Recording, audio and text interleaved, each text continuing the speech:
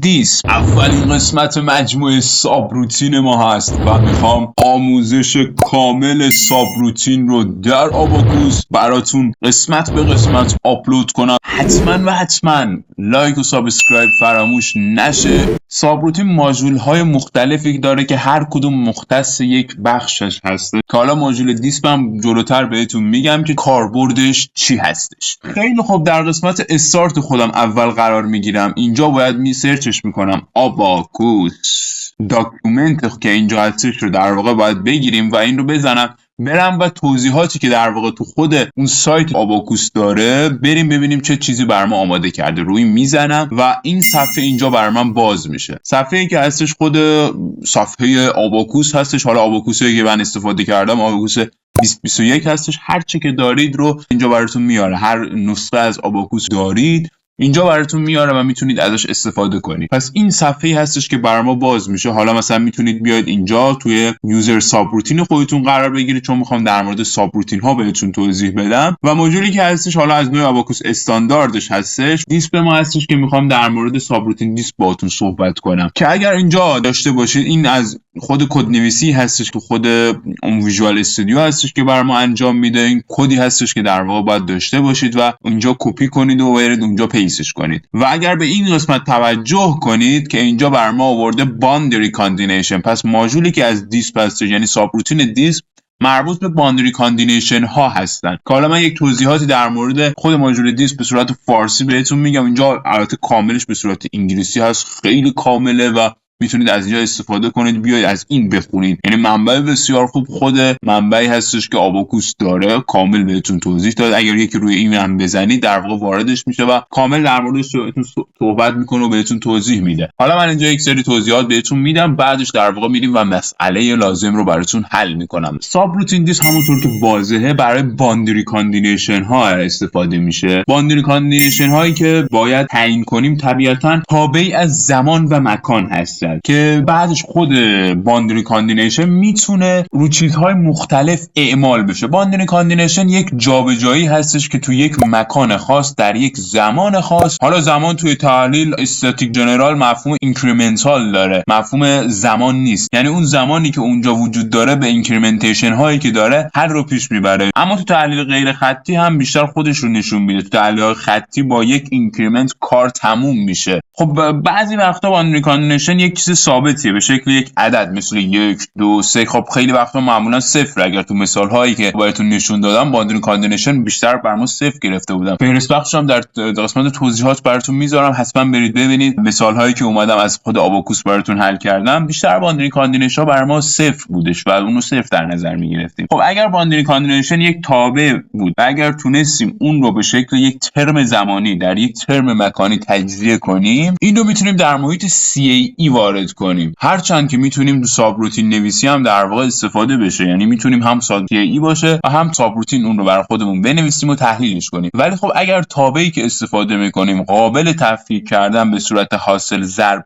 نبود، به هیچ عنوان نمیتونی اون رو در محیط CAE وارد کنی و مجبوریم که در اونو در سابروتین بنویسیم. البته مثالایی که من اینجا براتون میارم تو هر دوتاش استفاده میشه. یعنی هم میتونی CAE برای خودت تحلیل کنی که من این کار انجام میدم تو مثال، یعنی هم میام اونو CAE تحلیلش میکنم، هم میام اونو به صورت سابروتین میام تحلیل میکنم که هر دوتا رو داشته باشید ببینید جوابها با هم دیگه فرق میکنه یا نه. پس این از ماژول دیسپی که اومدم حالا به صورت فارسی کامل بهتون توضیح دادم. اگر کاملش رو میخواید حتما وارد این سایت بشید و کامل و اومده به شما توضیح داده که چی هستش. خیلی خب، حالا من زیاد درگیرش نمیشم، میخوام سریع وارد مثال بشم و اون مثال لازم رو با هم دیگه حلش کنیم. پس بیایم تو مثال رو بهتون نشون بدم. این مثالی هستش که میخوام براتون حل کنم و نحوه حل کردنش رو بهتون توضیح بدم. حالا تابعی که داره میگه چون این تابعی هستش که اینجا برای ما وجود داره 5 تا کوسینوس 10 بیتی در سینوس پی ایکس که روی این قسمتی که مشکی رنگ هست داره اعمال میشه و این هم در واقع اون جنسی هستش که داده. سیکنسش هم به ما داده 1 میلیمتر. حواسمون باشه ابعادی که داریم پس بر حسب میلیمتر هستش. من حالا در واقع باید بیام و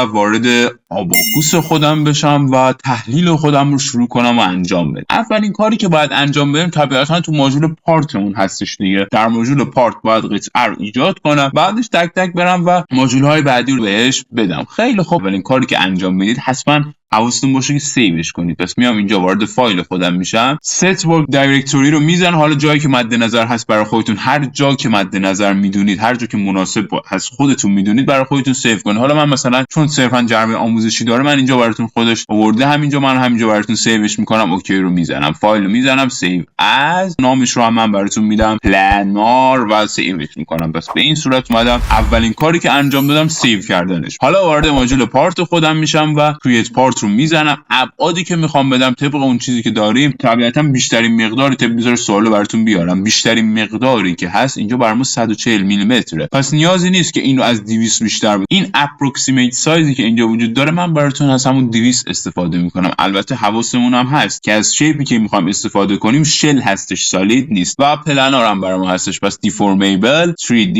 شل و پلنار براتون استفاده میکنم. اینم که همونطور که گفتم 200 میلیمتر. کنتینیو رو میزنم و این صفحه بر من باز میشه. حالا باید این قطعه رو برای خودم ایجاد کنم. خیلی خوب، پس میام اینجا این رو برای خودم میگیرم. من از ابعاد و اندازه براتون استفاده میکنم. یکیش خب طبیعتا بوده 70 و 35، یعنی 70 تا تو محور x میره جلو و 35 تا از y میره بالا. پس میام اینجا 70 رو میزنم و اونم براتون میدم 35. یه دونه دیگه هم باید بهش بدم، اون یکی منفی 75 هستش، منفی 35. این عدد رو براش در نظر میگیرم. ببینید اینجوری میاد خودش به این صورت بر من این مستطیلی که اینجا هستش رو ایجاد میکنه. ببینید فاصله اینجا رو من دادم براتون 70 و 35 که در اینجا اومد قرار، یک هم دادم منفی 70 و منفی 35. پس به این صورت اومدم با دادن دو نقطه یک مربع به این شکل بر من ایجاد کرد. خیلی خب، حالا میام دو تا خطچین در واقع در اینجا براتون میزنم، یکیش اینوری یکیش هم اینوری. خیلی خب، پس میام اینجا این رو انتخاب میکنم، روش نگه داشتم. از این قسمت براتون استفاده میکنم، هوریزونتال هستش.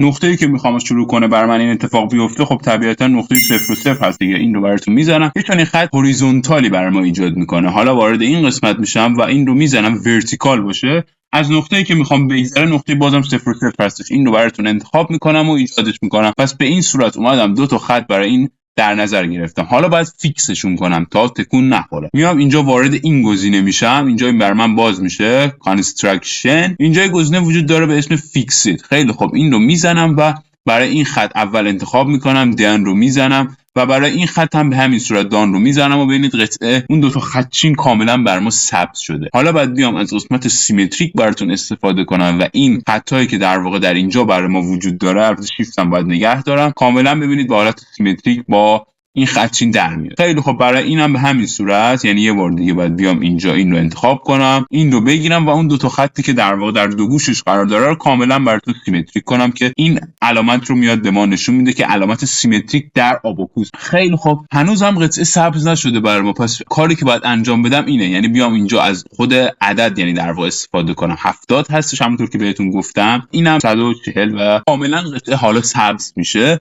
قطعه که ثبت شد یعنی در حالت فولی دیفاین خودش قرار داره و میتونی اینجا از قطعه بیای بیرون و اون ضخامت لازم رو بهش بدید. حالا چون اینجا در واقع شل هستش، من اون شیپی که انتخاب کردم شل بوده برای ما، ضخامت نیاز نیست بهش بدم. خیلی خوب، اوکی رو میزنم، دان میکنم. ببینید این قطعه برای من، این شل برای ما ایجاد شده و تونستیم اون رو برای خودمون به این صورت ایجاد. البته یه چیز یادم رفت، توی خالی قطعه بوده، یعنی در واقع اینجا این یه قطعه تو خالی در دایره رنگ به این صورت برای ما وجود داره که قطرش هم 20 هستش. خیلی خب، اینجا میام از این گزینه براتون استفاده میکنم، روی این نگه میدارم، این رو در واقع کلیکش میکنم. میگه حالا میخوای تروک آل باشه یا بلایند باشه، ضخامت بده که چقدر ببره برات. خب من طبیعتا تروک آل باشه برام. حالا میگه اون صفحه لازم رو برای خودت انتخاب کن که این صفحه ما هستش، بذارید ببینم. بله، رو به این ور هم برای من ایجاد میشه، اوکی رو میزنم و میگه اون ایج لازم رو هم برای خودت انتخاب کن، ایجی که میخوای نسبت به اون در واقع اتفاق بیفته. خیلی خب، ایج اول من این هستش، مقدارش هم من باید براتون بدم. خب کلش 140 دیگه، اگر وسطش رو بخوام انتخاب کنم بعد بر من باشه 70 میلیمتر. اوکی رو میزنم. ایج دومی هم که میخوام این هستش، مقدارش هم من براتون میدم. خب کلش اینجا برای ما 70 بوده، من اینجا براتون میدم 35 که در وسط قرار بگیره. قطری هم که داره طبق سوال برای ما بوده 20 میلیمتر. اوکی رو میزنم و ایجادش میکنم. ببینید یه قطعه یک دایره تو خالی در اینجا برای ما ایجاد میکنه. البته خب ایده میگن خب این دایره رو بر ما ایجاد کرده، ولی خب دایره اون کیفیت لازم رو نداره. ببینید به حالت در واقع اینجوری زاویه‌های مختلف بر ما ایجاد شده. اینجا برای اینکه این رو حذفش کنید وارد ویوی خودتون میشید و یه قسمت وجود داره به اسم پارت دیسپلی آپشن. این رو که بزنید بیاید اینجا و این رو از حالت کورس به حالت در واقع فاین درش بیارید، کاملا این براتون حذف میشه. ببینید کاملا به حالت دایره بر ما در اومد، یعنی از حالت خط هایی که در واقع مختلف ایجاد کرده بود عوض شد و حالت دایره کامل شده. پس به این صورت اومدم اون دید خودمون رو عوض کردیم و اون رو به حالت دایره در بردیم. پس این از ماژول پارت که کامل بهتون توضیح دادم که چطور باید این کار برای خودتون انجام بدید. ماژول بعدی که میخوام برم ماژول پراپرتی هستش. خیلی خب، ما بحث ما راجع به پراپرتی نیست. پراپرتی بهتون گفتم تو فهرست پخشش که در واقع تو آموزش 0 تا 100 آباکوس وجود داره. ماژول پراپرتی یک ماژول بسیار گسترده‌ای هستش که هر کسی نمیتونه بگه من ماژول پراپرتی رو کامل مسلط هستم و میتونم در واقع تحلیل خودم رو تو ماژول پراپرتی کامل کنم و انجام بدم. اینجا ما پراپرتی که در نظر میگیریم، حالا پراپرتی که خود طبق سوال برام داده فقط مدول الاستیسیته هستش. یعنی باید بیام اینجا وارد قسمت ادیت متریال خودم بشم، متریال پلنار بذارید، نامش رو براتون عوض میکنم، پلنار فرقی نمیکنه نامی که میخواید بدید. اینجا الاستیک و مکانیکال الاستیک خودم وارد میشم. طبق سوال به ما داده 70 گیگاپاسکال که میشه ای به توان 3 برام. پس 70 ای به توان 3 رو بهش میدم. ضریب پاسخانی هم که سوال داده برام هست 3300. پس این رو براتون انتخاب میکنم، این متریال رو اوکی رو میزنم و ایجادش میکنم. حالا کاری که باید انجام بدیم تموم نشده، هنوز هم در واقع متریال به قطعه اعمال نشده. پس بیام اینجا کرییت سیکشن رو میزنم. از قطعه‌ای که میخوام استفاده کنم، کاتگوری که در واقع میخوام سالید نیستش بلکه شل هستش و هوموژن هستش، یعنی به صورت کاملا هوموژن مواد تقسیم بشه بین قطعه. اگر در مورد این قسمت ها نمیدونید، کامپوزیت، حالا قسمت های مختلف، سرفیس، جنرال سرفیس، استیفنس، در مورد این قسمت ها اگر نمیدونید من کامل اومدم توی قسمت در آموزش 0 تا 100 بهتون توضیح دادم. حتما برید قسمت توضیحات، فیلمشو براتون میذارم برید ببینید، خیلی کمکتون میکنه که یک اطلاعات قبلی از این قسمت داشته باشید که چی هستن و چطور در واقع بهره مند بشین ازشون. پس خیلی خوب، این شل رو میزنم، هوموژن، کنتینیو رو میزنم. اینجا باید در واقع اون سیکنسش رو انتخاب کنیم. سیکنسی که داره طبق سوال گفتم بر ما هستش 1 میلیمتر. پس من اینجا 1 میلیمتر رو براتون میزنم و اون رو اوکی میکنم. حالا اینا هم دست نزنید، بذارید همون حالتی که هستش بر ما باشه. یعنی نمیخوام گاوسز باشه، سامسون باشه، انتگرال گیری، نقاط انتگرال گیری که هستش همون 5 تا برای من باشه. نمیخوام راجع به اینا با هم دیگه صحبت کنیم. در مورد این قسمت هم کامل باهاتون صحبت کردم. اگر نمیدونید که در واقع اینا چی هستش، حتما برید و فیلمی که در قسمت توضیحات براتون قرار میدم بزنید دوش و برید ببینید. خیلی خب، پس اینا هم از این قسمت براتون انتخاب میکنم، اوکی رو میزنم، وارد ازاین سیکشن خودش بشم و حالا ست هم اگر خواستید براش تعریف کنید که اینجا نیازی نیست ست تعریف کنم. دان رو البته باید بیام قطعه رو انتخاب کنم، دان رو میزنم. متریال با این صورت به قطعه اعمال میشه. خیلی خب، من میام اینجا قرار میگیرم. عده‌ای میگن که الان چرا ما بهش ضخامت دادیم، چرا ضخامت برمون نشسته و ضخامت نگرفت. خیلی خب، برای اینکه این ضخامت رو ببینید بیاید وارد ویو خودتون بشید، پارت دیسپلی آپشن رو در واقع بزنید. یه قسمت اینجا وجود داره رندر شل سیکنس، تیک این رو که بزنید اپلای کنید، ببینید قطعه کاملا اینجا به ما ضخامت گرفته. یعنی میتونیم ضخامتش رو ببینیم با این کار. به این صورت میای اون ضخامتی که داره قطعه رو برای خودت میبینی و میتونی ضخامتش هم داشته باشی که حالا اینجا نیاز نیست، من تیکش رو برمیدارم. فقط خواستم بهتون بگم که قطعه ضخامت گرفته و قطعه ضخامت داره. پس به این صورت به این کار براتون انجام دادم. اینم از ماژول پراپرتی که کامل باهاتون صحبت کردم و بهتون توضیح دادم. قسمت بعدی وارد ماژول اسمبلی میشم. در ماژول اسمبلی کار خاصی نیاز نیست انجام بدید، چون دو تا قطعه ندارید که در واقع بخواید قطعه رو در کنار همدیگه قرار بدید یا مثلا تماس بین دو قطعه ایجاد میشه. تو اسمبلی چون یه قطعه داره، فقط اون قطعه رو میارم براتون. بس به این صورت اینجا ایندیپندنت هم میارم براتون، اوکی رو میزنم و ایجادش میکنم. این از آوردن قطعه در ماژول اسمبلی. بعدی وارد ماژول استپ خودم میشم. استپی که اینجا تعریف میکنم، خب استپ استاتیک جنرال هستش. حالا مثلا استپ بذارید نامش رو پلنار رو عوض کنم، استپی که بهش میدم استاتیک جنرال هستش، کنتینیو رو میزنم و انرژیومش هم که نمیخوام فعال بشه، تایم پیریودش هم 1 باشه، اینکریمنتش هم تو 1 برای من انجام نده، بذارید اون تعداد اینیشیالی تعداد اینکریمنتش رو یه خورده بیشتر کنم، یعنی 1 گام نره جلو، بذارید اینو بدم 1/10، اینم میدم 1/10، ماکسیموم مینیمومش برام 1/10 باشه که 1/10 بره جلو. بازم میگم در مورد اینکریمنت و ماژول استپ اینو کامل من توی قسمت در آموزش 0 تا 100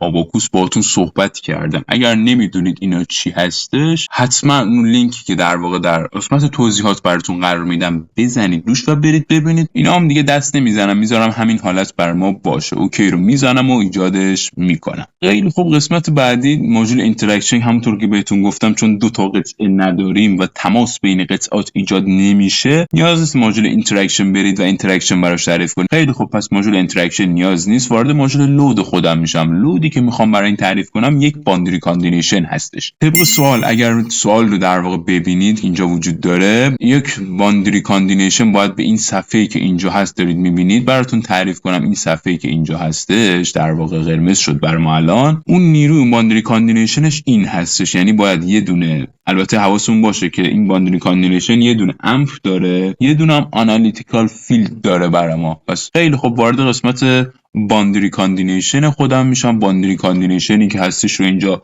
نامش رو بذارید براتون من میدم، باندری کاندینیشن پلانار و مکانیکال هستش. دیسپلیسمنت روتیشن کنتینیو رو میزنم، میگه صفحه‌ای که میخوای براتون این اتفاق بیفته کدوم صفحه هستش. خب طبیعتا این صفحه هستش دیگه، برای ما دان رو میزنیم. حالا در واقع باید یه دونه دیستریبیوشن و یه دونه امپلیتیود براش تعریف کنم. بازم میگم من تو یک قسمت، حالا لینکش رو تو توضیحات براتون میذارم، در مورد دیستریبیوشن و امپلیتیود سوالتون کامل صحبت کردم و بهتون توضیح دادم. اگر نمیدونید چیه حتما بزنید اون لینکی در توضیحات براتون قرار میدم، بزنید دوش و برید ببینید، خیلی کمکتون میکنه در آموزش این قسمت دیستریبیوشن و امپلیتیود. خیلی خوب، پس میام اینجا می اف ایکسش رو میزنم، از نوع اکسپریشن فیلد هستش، کنتینیو رو میزنم. تابع رو براتون تعریف کنم. تابعی که هستش مربوط به اون تابع سینوسی ما هستش، یعنی در واقع این تابع که حالا تو ماژول امپ براتون تعریفش میکنم، این رو باید در واقع در اینجا براتون تعریف کنم، یعنی سینوس px70 ضرب در سینوس py35. من اینو سریع براتون اینجا بنویسم. run.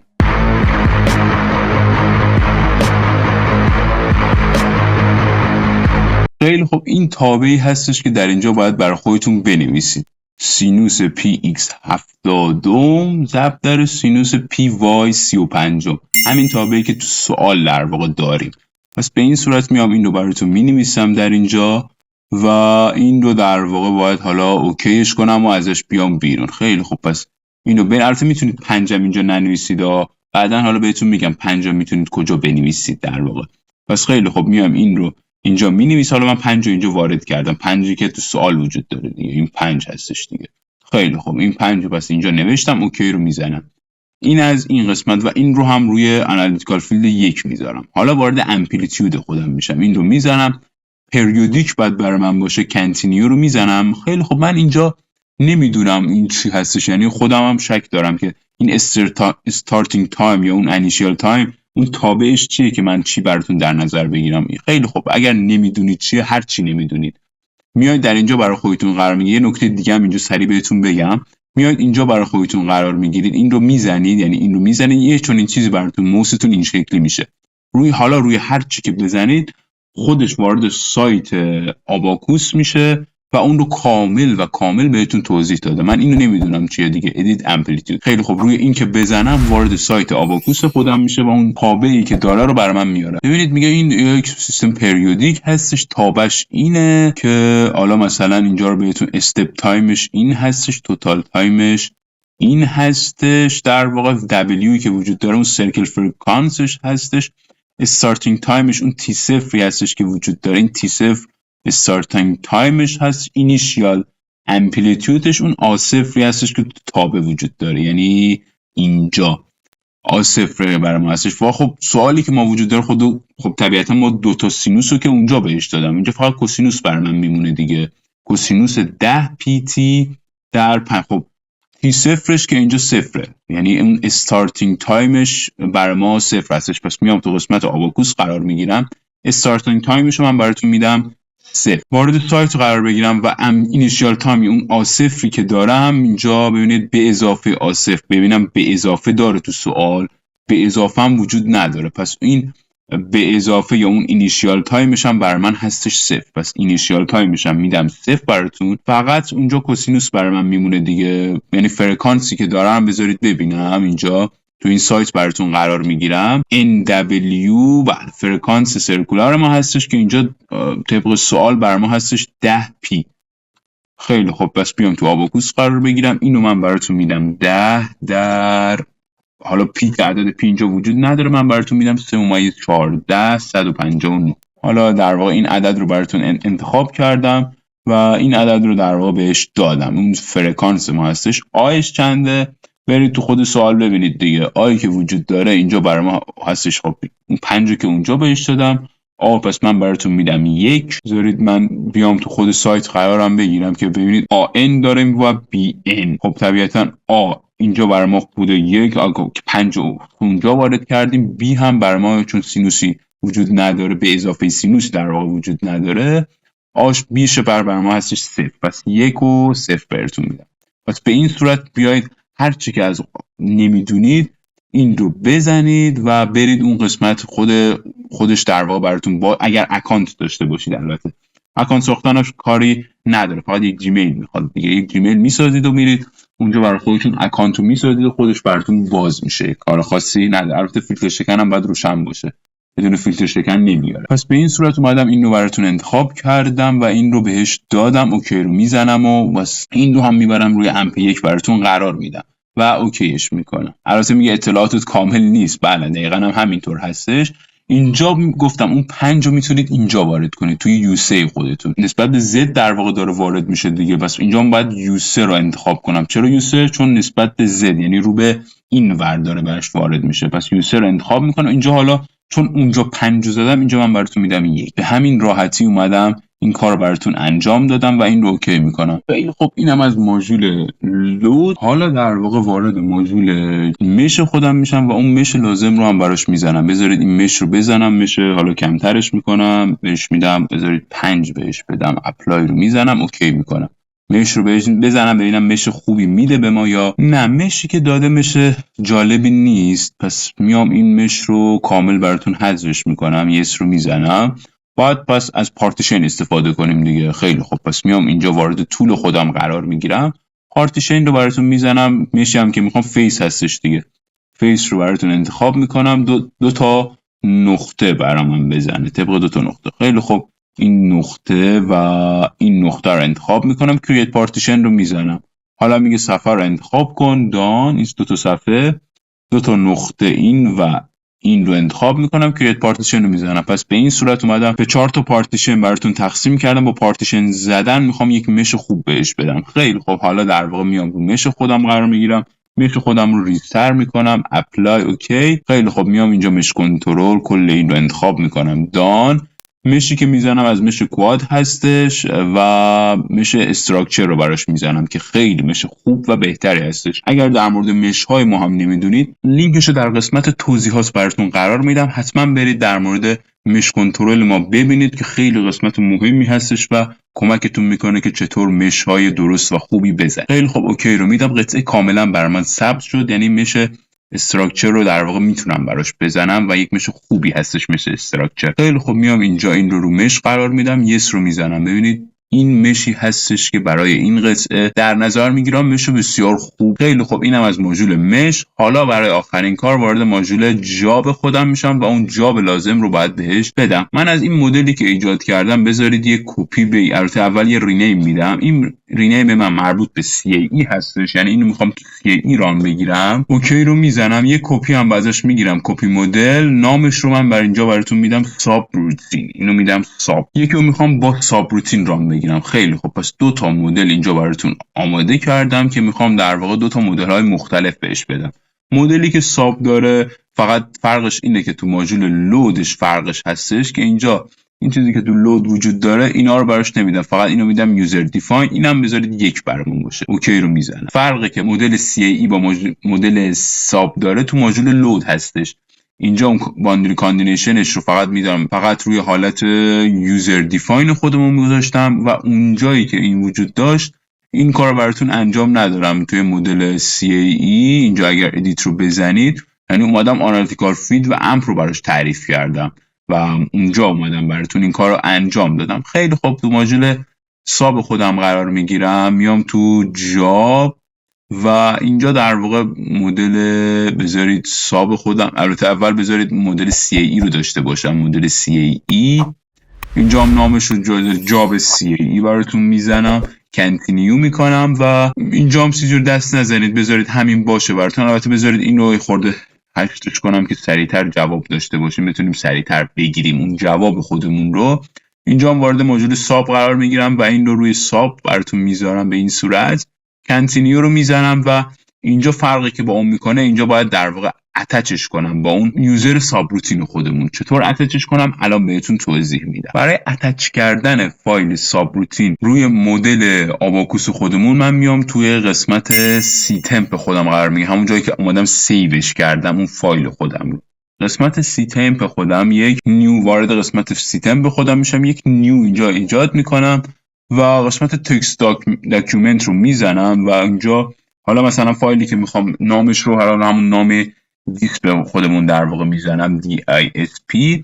فقط پسفندی که داره رو باید عوض کنید، پسفندش رو حتما بذارید روی 4 و اون اوکی کنید، اوکی رو بزنید و ایجادش کنید. پس به این صورت این کار رو برای خودتون اول انجام بدید. حالا این رو بازش میکنم در اینجا برای شما، میام از قسمت حالا اوپن ویس اینجا ویژوال استودیو اینو براتون بازش میکنم و این کامل بر من باز میشه. حالا اتچ کردن چطور انجام بدم؟ خیلی خب، میام اینجا و تو اون قسمت قرار میگیرم، وارد دیسک 4 رو خودم میشم، به این صورت اینو براتون انتخاب میکنم و اوکی میکنم و اوکی خواهم کرد. پس به این صورت اتچ کردن فایل آباکوس روی نرم افزار در واقع حالا فورترن یا ویژوال استودیویی که براتون نصب کردیم، به این صورت میای بر خودت قرار میگیری در اینجا. خیلی خب، پس اینجا این چیزی هستش که اینجا برای ما وجود داره. بذارید حالت دوتایی براتون داشته باشم که کامل در واقع بتونید هر دوتا رو ببینید. خیلی خب، ابتدا من بیام تو ماژول CAE یه ران خوب ازش بگیرم، ببینم اینجا اون جوابی که میگیریم درست هست یا خطا به ما نمیده. توی مدل CAE خودم باید بیام سابمیت رو بزنم، ببینم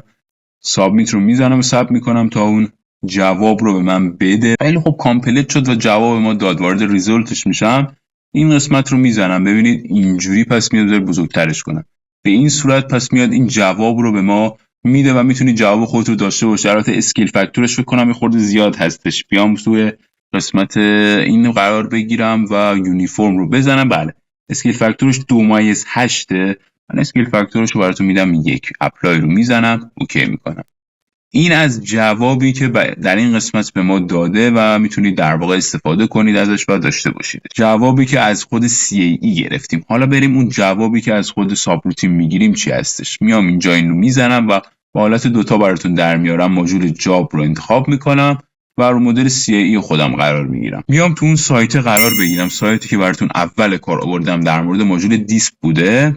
اینجا تو قسمت اولش کامل به ما توضیح داده که باید برای ماژول دیسک چی بنویسی. خیلی خب، اینو حتما یک کپی بگیرید ازش، یعنی کنترل سی رو میزنم، میام تو قسمت اینجا این رو میزنم و تو قسمتی که در واقع تو ویژوال استودیو برام باز شد کنترل وی میکنم و کاملا بر من میاره اون شکل. خیلی خب، پس اینجا حتما باید اینو برای خودتون بنویسید. حالا به این صورت که دارید میبینید، البته من تو توضیحات رو براتون میذارم که حتما داشته باشید اون نوشتنی که در واقع باید انجام بدید. میتونید تو حالا توضیحات خودم اون رو کپی کنید و داشته باشیدش برای خودتون. خیلی خب، پس میام این رو مینویسم. اینجا باید اون تابع مورد نظر خودمون رو بنویسیم. تابعی که هستش چه تابعی هستش؟ خب تابعی هستش، تابع سوال ما هستش طبیعتاً دیگه. حالا من سریع براتون مینویسم. خب این تابعی هست که سوال به ما داده و باید این رو بنویسید. حتما تابعی که مورد نظر هستش. بعد از اینکه این تابع رو نوشتم، خب این تابع طبیعتا یکی متغیر داره، 2 تا، 3 تا و 4 تا. این تابع در واقع 4 تا متغیر داره که باید براش تعریف کنم، یعنی ایگرگ ما، پی ما، ایکس ما و تی ما. 4 تا متغیر رو پس باید براش تعریف کنم. میام اینجا وارد این قسمت خودم قرار میگیرم اینجا اول پی رو براش بذارید تعریف کنم. پی که هستش مساوی با 200 من براتون میزنم. البته 200 که نه، مساوی با 2 ضرب در آسینوس 1 براتون در نظر میگیرم که آسینوس 1 هم خب میشه پی دوم طبیعتا، که پی دوم ضرب در 2 کنم میشه همون پی. حالا میام اینجا قرار میگیرم و x رو براتون تعریف میکنم. البته t رو بذارید اول تعریف کنم. t رو میزنم مساویه با تایم 1 دیگه، تقریبا برای ما t همون تایم 1 رو براشون در نظر میگیرم و اوکیش میکنم. پس به این صورت اینم از تعریف t و یه تعریف x هم میمونه که x همون در واقع کوردینیت ما هستش دیگه، کوردینیت 1 و y هم کوردینیت 2. پس میام اینجا اینو سریع براتون مینویسم. run x و y هم براتون تعریف کردم. به این صورت پس بیاین برای خودتون تعریف کنید اون متغیرهایی که توی این سوال براتون وجود داره. خب برنامه‌نویسی هستش دیگه، تقریبا همتون یه مدت کار کردید رو برنامه‌نویسی و قطعا میدونید من دارم چی میگم. پس اول اومدم این تابع رو براتون نوشتم، بعدش اومدم متغیرهایی که در تابع وجود داشت رو براتون تعریف کردم که چی هستش. پی همون خب پی دوم ضرب در 2 میشه، تایم همون تایم 1 ما هستش، x و y همون کورس 1 و کورس 2 ما هستش که اینجا وجود داره برای ما. پس اینا اومدم که کپی پیستش کردم با یک کنترل سی و یک کنترل وی، اینو براتون در اینجا آوردم. خیلی خوب، حالا که یک در واقع سیوش کنید یا از کنترل اس برای خودتون استفاده کنید که من اینجا میذارم روی همین سیو بشه برای من. میام رو مدل ساب خودم قرار میگیرم، مدل ساب خودم. پس میام اینجا مدل ساب رو براتون میزنم، وارد در واقع جاب خودم، بذارید وارد جاب خودم بشم. مدل ساب سابمیت رو براش میزنم و ثبت میکنم تا اون جواب لازم رو به من بده، ببینم جوابی که داده با اون میخونه یا خیر. خیلی خوب، کامپلیت شد برای ما اون مدل ساب ما. خیلی خوب، وارد ریزولتش میشم و این رو میزنم. ببینید این جوابی هستش که به ما داده مدل ساب ما. ببینید اینجا اسکیلش هم 1 هستش، 1 و 46. خیلی خوب، وارد ویوپورت خودم میشم، کرییت رو میزنم. اینجا میام وارد ویوپورت و از قسمت ورتیکال براتون استفاده میکنم که به این صورت داشته باشم. هر دو تا اینجا مدل در واقع جاب 2 ما هست، یعنی همون جاب سابی که وجود داره بر ما هستش. خیلی خوب، پس میام اینجا، میام روی این قسمت مدل جاب رو براتون میزنم. اینجا مدلش رو عوض میکنم، این رو میبرم روی مدل CAE براتون میذارم و وارد ریزولت خودم میشم. خب طبق اینجا این مدل در واقع جاب 2 که دارید میبینید مدل ساب ما هستش، جابی که از ساب گرفتم و این جابی هستش که از CAE در واقع گرفتیم. جوابا رو که حالا تنش هایی که داره طبق اینجا تنش 1-46 1-46 کاملا یکی هستش، پس یکی داره در واقع تغییر میکنه. من وارد یوش رو هم میشم و یوش رو هم میبینیم اینجا برای خودمون. بذارید اینم وارد یو بشم که ببینید جواب یکی هستش یا نه. خیلی خوب، 4-99 4-99 جوابا کاملا یکی شده از دو حالت مختلف. یعنی هم پس براتون این مثال رو از CAE حل کردم، همین مثال از سابروتین حل کردم و کاملا یک جواب هم گرفتم. همونطور که در شکل دارید میبینید این از مدل سابروتینی هستش که ایجاد کردم و این جوابی هستش که ازش گرفتم. بذارید تو دو حالت براتون قرار بدم، یعنی اون مدل هم داشته باشید. با نوشتن این برنامه تونستم این مدلی هستش که اینجا برای خودتون ایجاد کرده و نحوه اتچ کردنش هم بهتون توضیح دادم که چه کار باید انجام بدید که این رو روی این سوار کنید. خیلی خب بچه‌ها، زیاد طولانی شد این قسمت. ادامه این قسمت رو میذارم برای قسمت بعدی. حتما اگر میخوای قسمت بعدی رو ببینی حتما بزن روی این ویدیویی که اینجا برای تو قرار دادم.